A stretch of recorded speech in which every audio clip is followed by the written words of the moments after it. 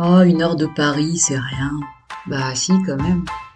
Avant, t'étais contente de croiser Vincent Pérez à la caisse du Franprix ou de voir Gérard Darmon te tenir la porte en te battant le cul. Aujourd'hui, t'es contente quand ton abruti de voisin il te dit enfin bonjour, parce que ça fait déjà 2 ans que t'es là avec un t'ignore. Parce que t'es encore la petite conne de parisienne qui vient d'acheter une baraque plus grande que la sienne.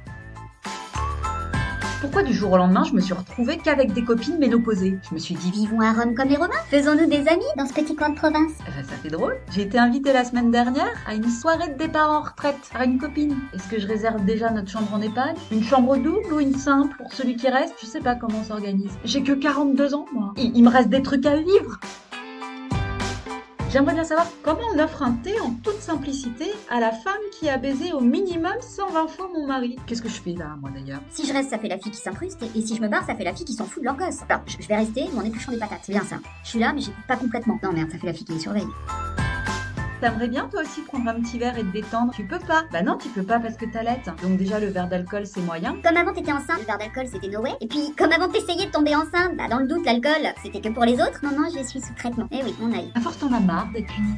C'est pas que tu fais pas d'efforts, c'est qu'en fait ça se voit pas quand t'en fais. C'est comme passer une première couche de peinture sur un mur dégueulasse.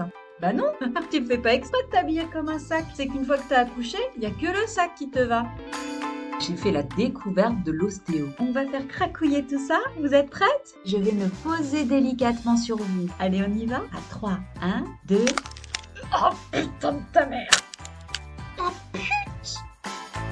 Aujourd'hui, quand je croise quelqu'un de connu, c'est ma femme de ménage. Sauf que personne la connaît, donc ça n'a aucun intérêt. J'ai dit femme de ménage. C'est dingue, hein, ce sont les Parisiens qui se la pètent, mais ce sont les provinciaux qui ont des femmes de ménage. Et oui, parce qu'ici, tout notre salaire ne passe pas en loyer. À 1 heure de Paris, le podcast.